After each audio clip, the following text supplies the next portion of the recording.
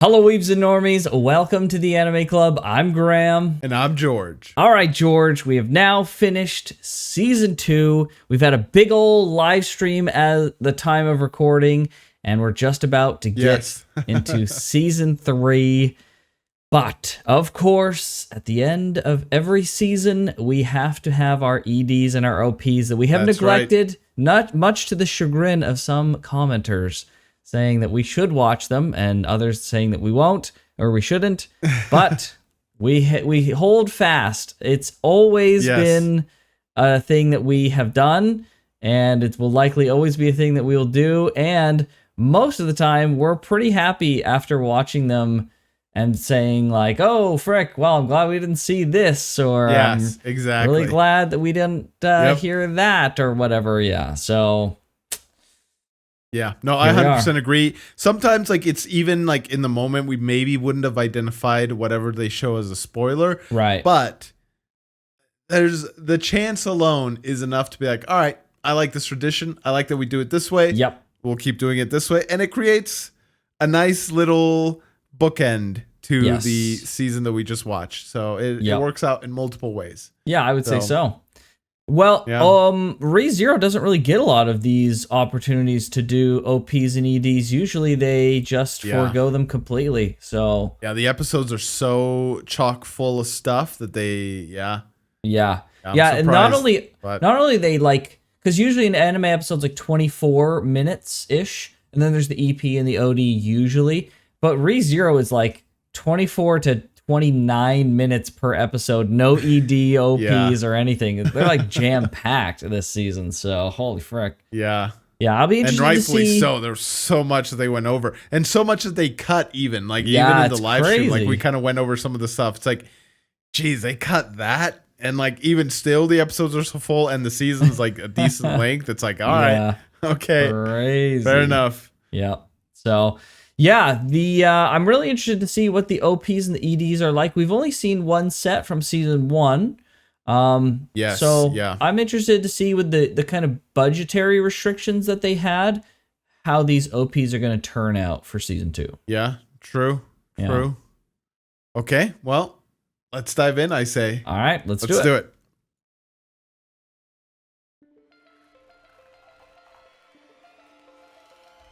Echidna. There she is, dude. Oh, boy.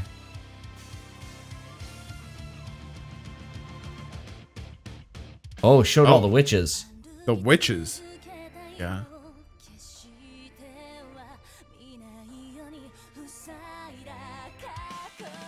Oh. Huh. Oh. He's walking past his corpses, dude. That's crazy, bro. That's freaking metal, dude. Oh. And then Emilia's corpse. Oh. Oh, man. It's a good thing we don't analyze these OPs while we're watching the frickin' season. Yeah.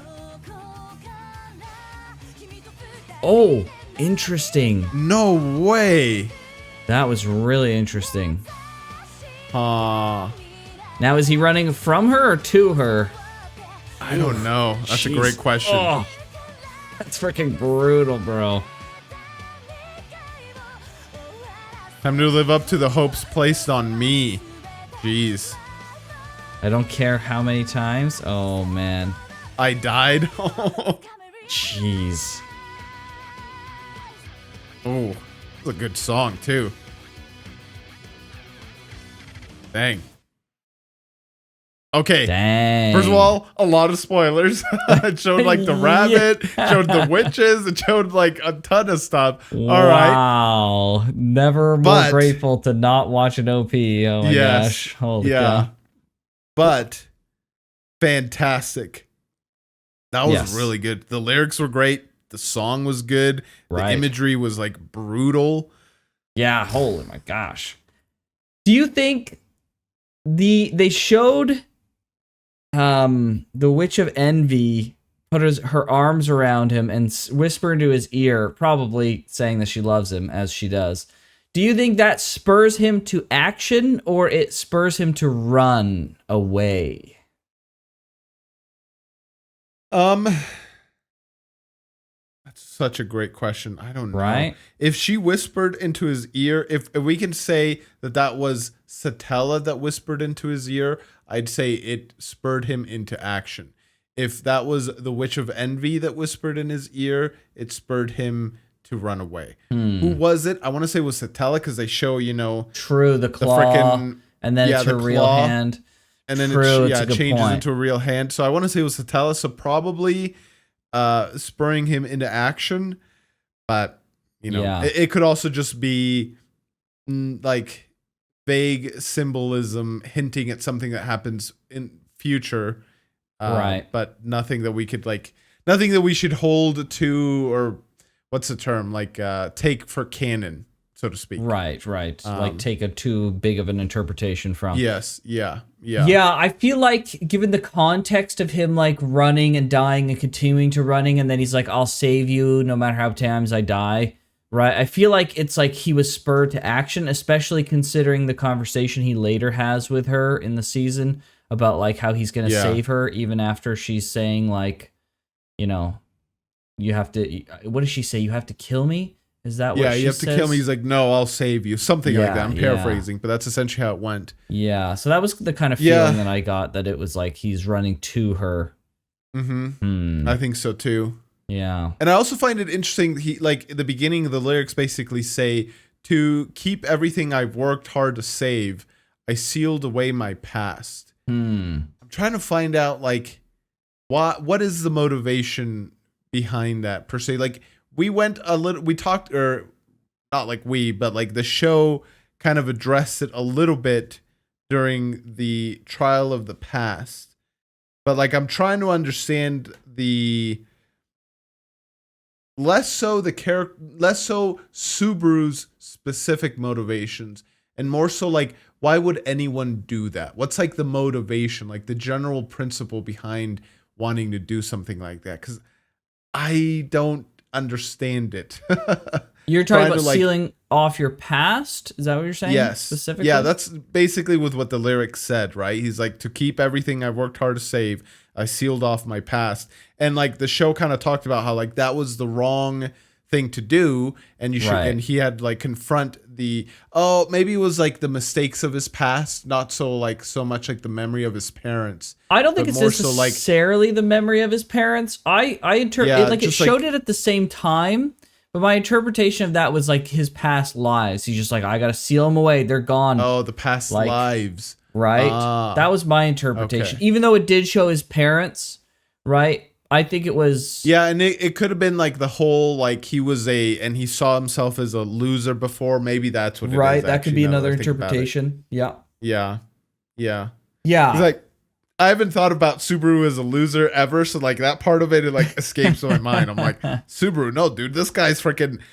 He kept going against all odds, against total despair, and he got himself back up and kept going. That's the opposite, dude. Yeah, no kidding, the opposite of a loser. But yeah, okay, yeah, maybe that's what it was. I just answered my own question there. Okay. Yeah, that's what I'm thinking. I'm thinking it's a something like that he won't, and it does go a little bit to what this season was talking about, which is not just ignoring your past and seeing it as an object for experimentation, right? He's just whatever, I'm not going to think about my past. I'm sealing it away. It's nothing to me. I'm just going to keep moving forward. But it's okay, well, but the past is you, right? You are defined by your past, and you have more past and history to consider than anyone else.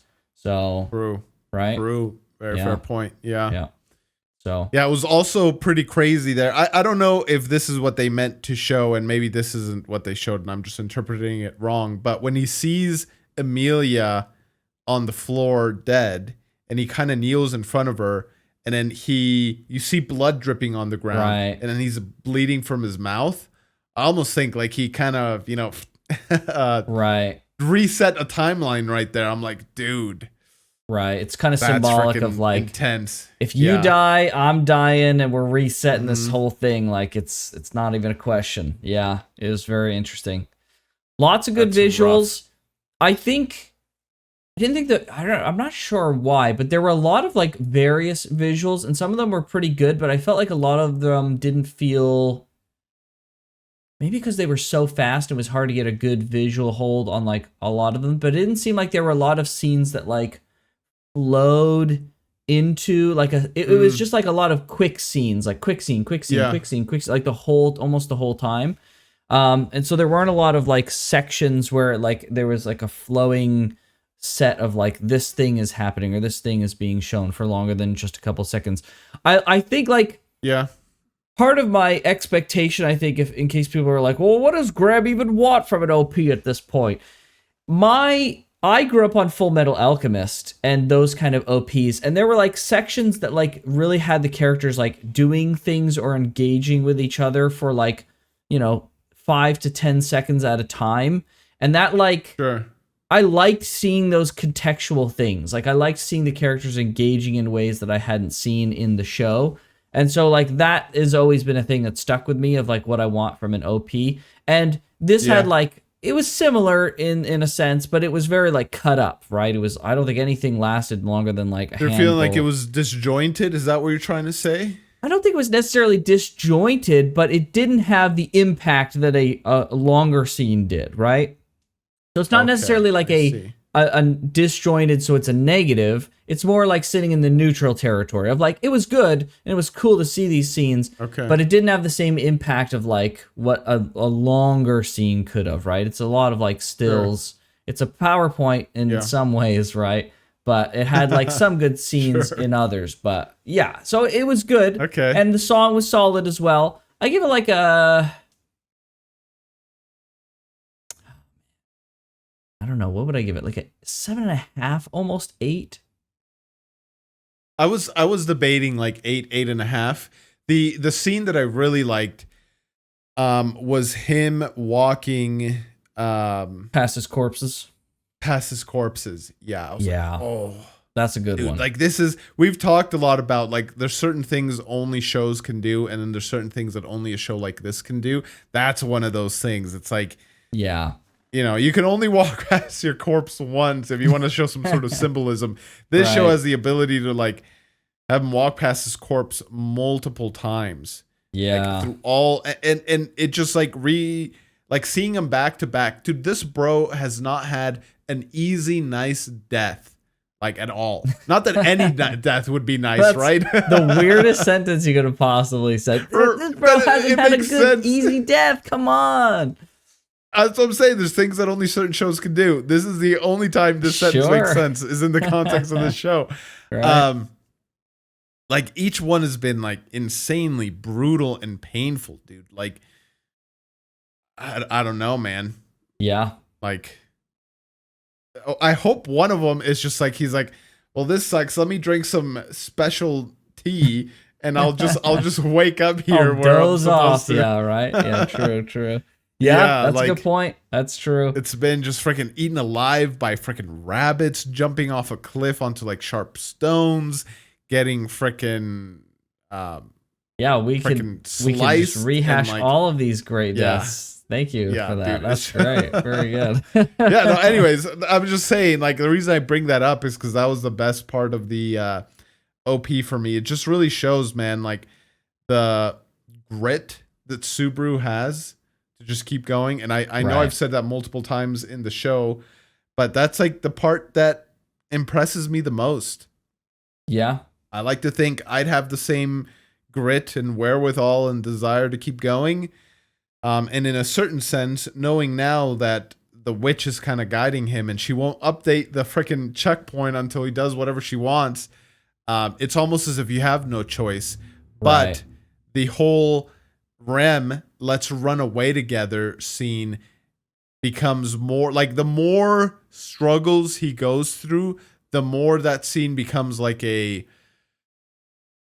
not like a, what's the term? Not like a thing that, a desire, but more so like okay, I understand why he would want to do that. And if he could have like a button where that's like the future he immediately teleports to after who knows how many freaking trials he goes through, I could see why he'd push it, right? Like, it's just, I don't know. Yeah. It's just rough.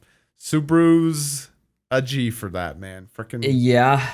I mean, if you think about like the stories where like the main character metaphorically is walking past the bodies of their their comrade, right?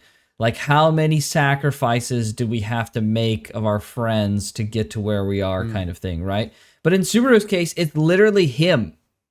He's just like, how many bodies of myself, how many me's do I have to sacrifice to get to where we need to go, right? It's just like, it's kind of like, I mean, obviously, the obvious thing is it's morbid AF, but it's just like, yes, it's kind of morbid weird. indeed. It's just a strange thing, right? It's just like, wow, okay, sacrificing yourself. And like, season 2 was really about that, like the theme of that, right?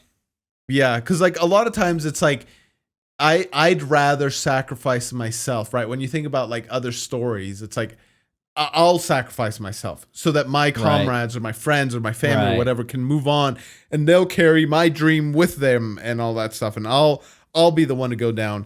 And like it's honorable and it's admirable, but this is like the only type of story where it's like kind of you can flip that, and it's like, okay, well, what happens if none of your friends ever have to sacrifice anything? Well, obviously some things, right? But like they don't have to give the ultimate sacrifice ever necessarily, which is death. Right. But you then take that sacrifice of all of them onto you. Like what happens then, right? And they're kind of exploring it as they go, and it's brutal. Brutals. And it's enough to break a man. But Subaru keeps going.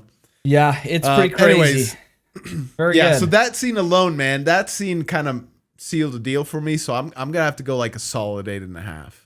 Okay. Maybe 9. We'll see how the rest of them go. Okay. But I'll stick with 8.5 for now. Yeah, I'm gonna say increase it or decrease it. We'll see. Maybe not decrease it, but we'll see. If the other ones are so much better, I'll have to decrease it. Right. I'll say, man, I really want to. 7.5 is what I'm feeling. I feel like none of the visuals, other than like just some small parts in it, really stood out to me. Sure. So yeah, 7.5. I'm gonna have to go with that. But it was good. It was a good one. I liked it. Yeah. Sure. All right. All right. Now we're gonna do the ED for the first half of season 2. Okay, let's do it. All right. Oh.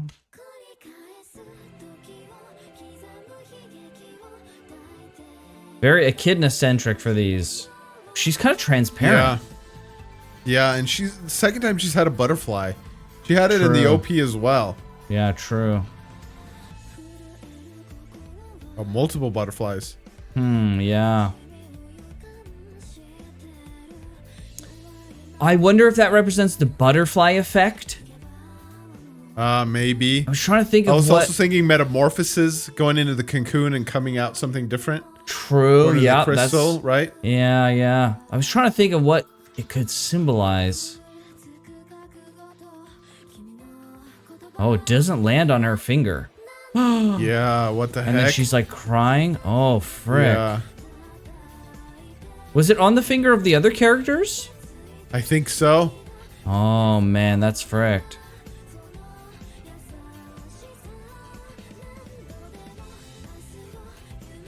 It was in the character silhouette before, but now it's like across the whole screen. Oh! Finally landed, okay. Yeah, interesting.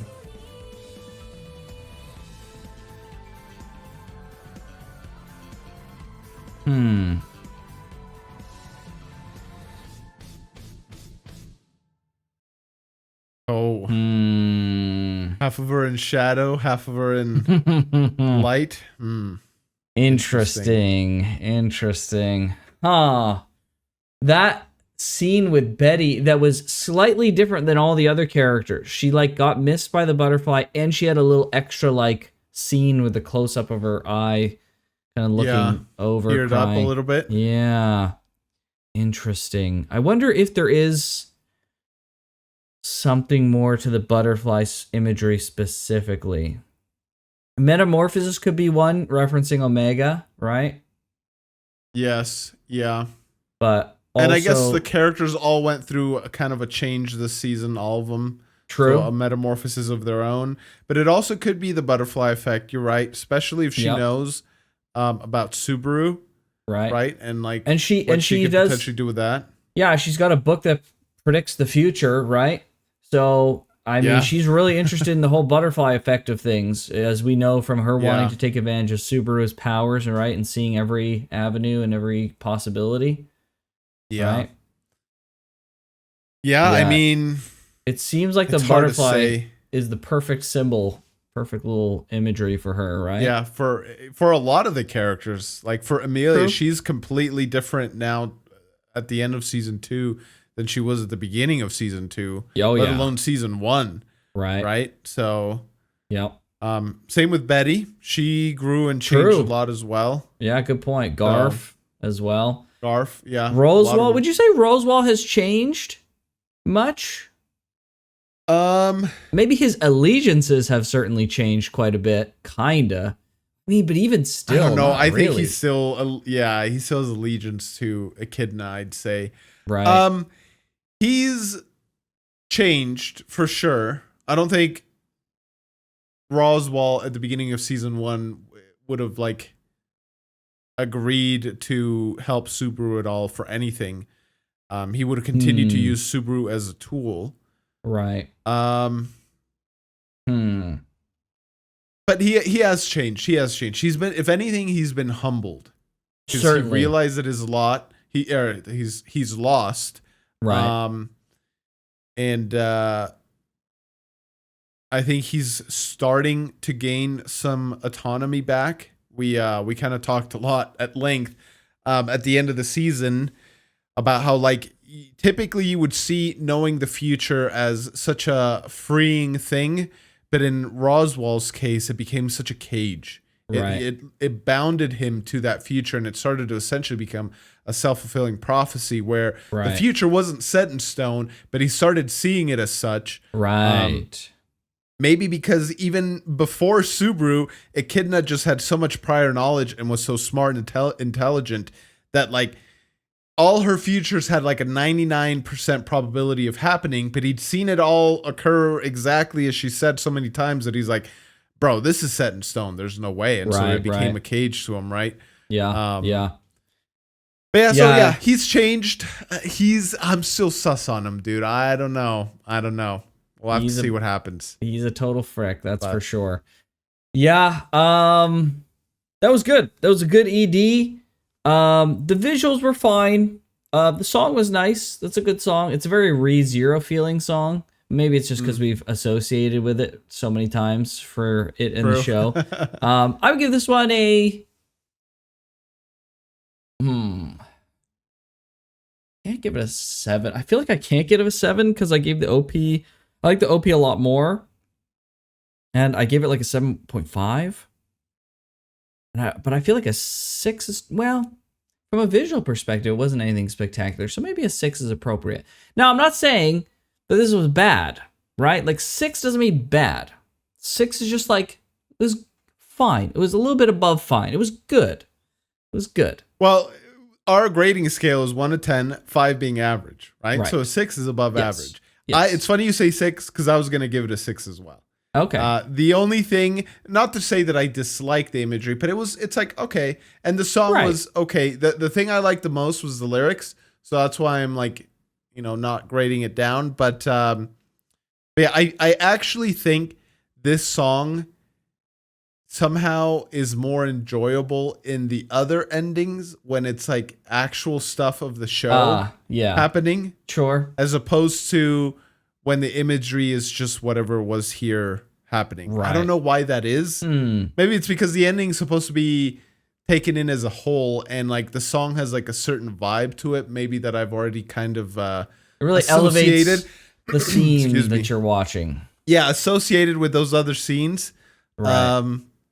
But yeah, I don't know. Above average for sure. So I'll give it a 6. Okay. But yeah. Nice. All right. Okay. Well, now let's get to the second half, OP2. Okay, let's do it.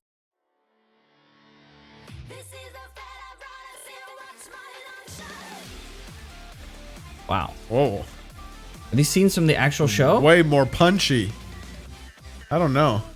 Looks like it. I think so.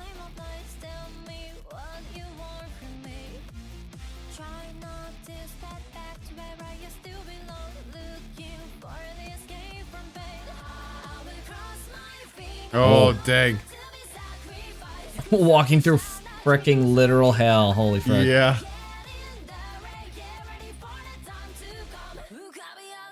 Oh, poor frickin' Betty, dude. Oh boy. Oh, what are these The effects rabbit. on the song? That's pretty good. Oh. Oh. Oh, what each character's looking at? That was cool. That's what that was. Yeah.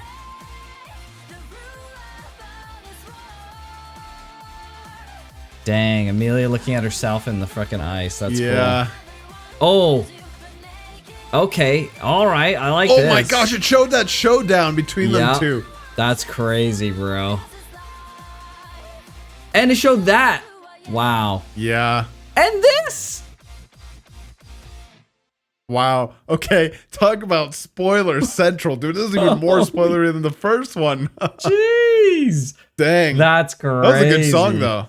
Wow. That was a really good song. It was a good song. Really good song. Yeah. I would say this is probably the best one yet from the 3 songs we've heard. I guess this is the 3rd now, right? Yeah. The best one, I don't know. I almost liked it the same as the first one. Okay. I think I even liked the visuals of the first one a little more. So if I gave the first one an 8.5, I'm gonna have to give this one an 8. Okay. Again, dude, that maybe I might even move it up to a 9. That scene of Subaru walking past his corpses, dude. Yeah. I don't know what it did to me, man. It's just, again, it's something that no other show can like do. Yeah. And like make it feel real. Obviously, it's not real. I know that. But like, it's the only type of show that it can make it feel real, right? Right. Yeah. So yeah. No. It's good though. This was a good opening as well. The song was really good. I would say right. a lot that was what every character was looking at. That was a good scene as well. Yeah, because I figured it out because Betty was looking at Subaru at the end, and I was like, oh, I bet you all the other characters were looking at who like they're kind of focused on, right? Yeah. The visuals I would say were okay. They basically just like took character images and scenes and just like put a filter over them that like made some kind of visual 3D-ish kind of effect.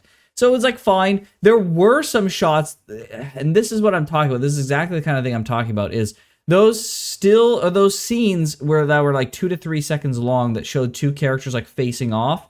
There was the Garfield and Elsa one. Elsa? There was the Roswaal's attack against Ram. And what was the other one just in front of that? There was one more. I forgot exactly what it was. But there was, I guess we can look at it. There was this scene. Yeah, this is what it was. It was the scene with Subaru and Betty. It's these are the kind of things that I look for, right? These scenes where it's like, really interesting. I'm seeing a scenario that was significant to the season, but it's like redone in like it's almost like compressed. They're taking all of that, what that scene is and represents, they're compressing it into a very high quality. Now here it wasn't like super high quality, but it was like good quality. And it was like, now let's like take that whole scene and that whole thing that it represents and like turn it into a 5 to 10 second like showing of like the coolest, most high budget version of that you could compress into, right? That's the thing I like the most out of an OP.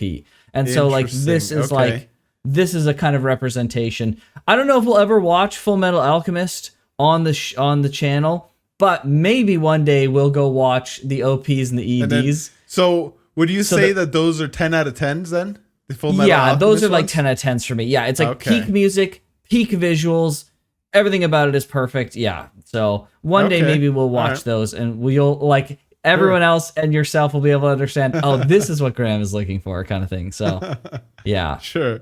So really good visuals. Emilia's cute as ever. But yeah, oh my gosh. Yeah, they showed literally a this scene. Is a friggin' huge spoiler, dude. Like Roswaal's there and like Betty's there. Everybody's happy. Freaking what's her face? Frederica's there. It's like, true. Frederica and Garfield like reunite. Okay, thanks for letting us know. Yeah, what the frick? Yeah, I wonder if this is particular to this specific episode, but I think this happened later. This was like right at the end of the season, isn't it? I don't know if this exact scene happened exactly like this. Yeah, this is in the flashback moments. I just took a little look ahead. That's right. So this is like where the flashback's happening. So this definitely did not happen until the very end of the season. Yeah, so this is like a massive spoiler. Holy frick. Wow.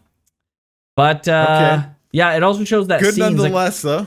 Yeah, as much as I like those scenes, massive spoilers. Like total massive spoilers. Yeah. This is why we do this, guys. This is literally why we do this. Yeah. Because it feels like every other time we watch OPs and EDs, it just reinforces the reason why we should definitely not be watching these during the season. Like, no way. Yep.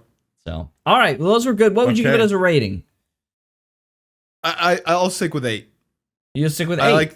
I like them both, but both the OPs, but I like I move the EP or OP1 to a 9. Oh, frick. Leave this one in 8. Because you did say that other one was much better.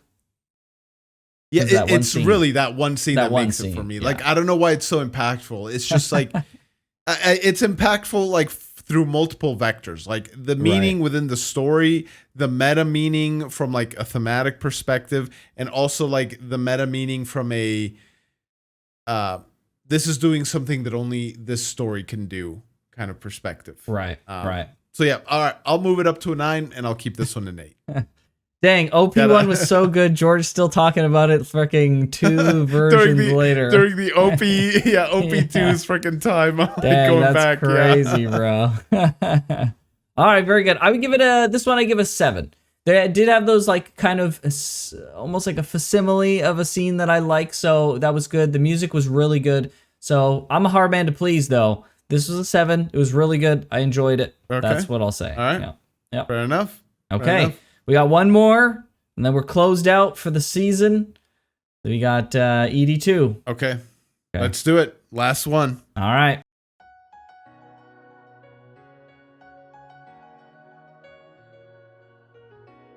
I thought maybe it was going to be 3D because of the water. It is Emilia. Okay. Yeah. Like her hair's black, but no, it's just the shading.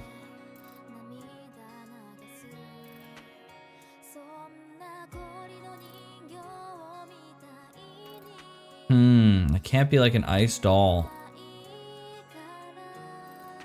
Yeah, and the water's all frozen here. Interesting. Is it though? The ripples are like it's like frozen in time. Like the ripples aren't going. Oh, I won't run away anymore. Oh wow. This really like encapsulates her this season. Yeah.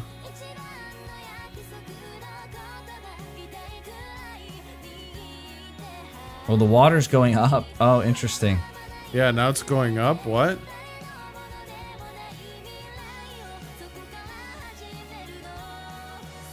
A future belongs to nobody else.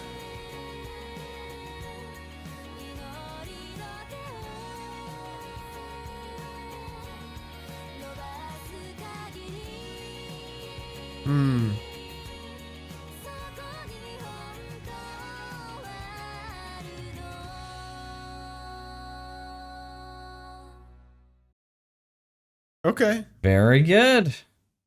You know, I gotta say, the first one that we watched that I did really like the lyrics. At least that one part.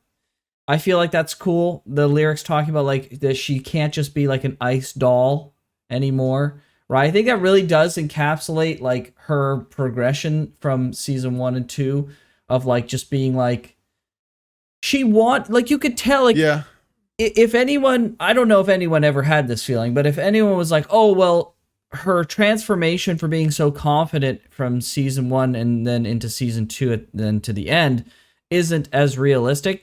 I mean, again, I don't know if anyone ever thought that, but to support, I guess, her transformation is Emilia always wanted that, but I think at the same time she saw herself as kind of helpless in a sense. Right, she was being pulled by 2, I think, conflicting mentalities of I want to be able to do this myself, and I want to be able to do, you know, all the goals that I have, but at the same time, like I need people to do things for me because I'm just not strong enough to do it myself. Like her confidence, her desires were grand, and she would try and walk the path, but her confidence was low, which would cause her to constantly stumble and not be able to achieve what she wanted. So it makes sense that she would have this transformation of like, okay, I need to freaking get myself in gear here. And it was the last kind of pieces that she needed to then have a realignment of her mental self along with what she really wants and what she's working towards. So she had a big realignment this season, and I think that's illustrated well by the lyrics. So, yeah. Yeah, no, I agree. She really did go through that. And it's, I mean, obviously she forgot her memories, or they were locked away, however you want to say it. But it's interesting that going through, again, why was it just out of knowledge that Echidna wanted that? Or like, what's the actual reason why they had to go through those trials of your past, present, and future? But it's fun.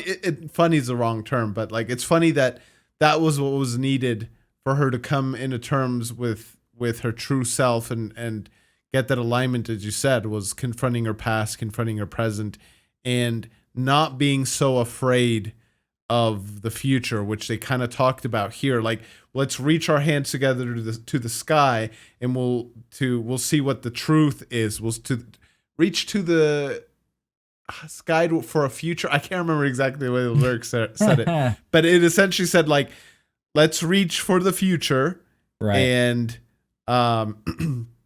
together we'll find out the truth. Like, together we'll see what the future actually is. It wasn't necessarily this scary potential future that Echidna showed me, but the real future that we'll work towards together. So. Yeah. And it's interesting in that sense, I think, because she's still relying on people to help her. Right, she acknowledges that she needs the help of people around her, but she's not just like helpless anymore either. Right, it's just like, you know, you can rely on people and be self-sustained at the same time. Right. Yeah. So, which is like the best way, right? You want to have everybody needs a support group around them, right? But you can't be helpless, right? You should be able to do things even without a support group, but that doesn't take away from the fact that you need one still. Right. It's almost paradoxical. It's like you can't do everything by yourself, but you also can't just do everything with a support group doing everything for you. You have to be on some level self-sustained and self-confident and self-motivated. You have to be competent. You have to be competent, right? Mm-hmm. But at the same time, that won't take you the distance in going all the way. You need that support to bring you all the way, right? Yes. So it's it's. But and then you can't do one or the other. You got to have both. So, it's very interesting. Yeah, no, exactly. Nobody is competent at everything 100% of the time. Right. So you need people around you to pick up the slack when you fall. But if you're incompetent, you will be your own stumbling block. You will be the one freaking... It's that one where the guy's riding the bike and he sticks the stick in the freaking the wheel, right? And he falls off. Yeah. You do not want to be incompetent either. Yes. So what would you rate this one then? The visuals were really not good in this one. I did not like them almost at all. I mean, Emilia wasn't even that cute in this one either, so that's like another my gosh, dude. The song was good, and the lyrics were good. I give it like a 6. It's like I was thinking to myself, do I like this more or less than the ED1? Right. About the same. Yeah, it's about I landed on that. It's like fine. So there's like one part of it that I do like, but it's just like other than that, the rest of it's like it's fine. Yeah, I'll give it a 6 as well. I think keep it the same. Okay, very nice. Yeah, good stuff. Excited for season 3. That's right. Yes. Season 3 is coming. This will release on a Monday.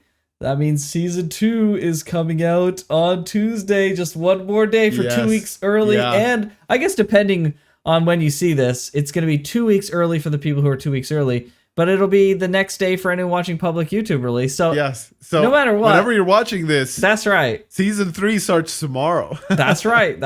So, and if, like Graham said, if you want to check it out 2 weeks ahead of time, check out the Patreon or the channel membership. And hit the subscribe button, hit the notification bell, all that stuff. Helps us out way more than you think. As we say always in the beginning of the OP and ED videos, check out the Patreon if you want to see this in its entirety. But with that, we'll catch you guys next time. See everybody. Take care.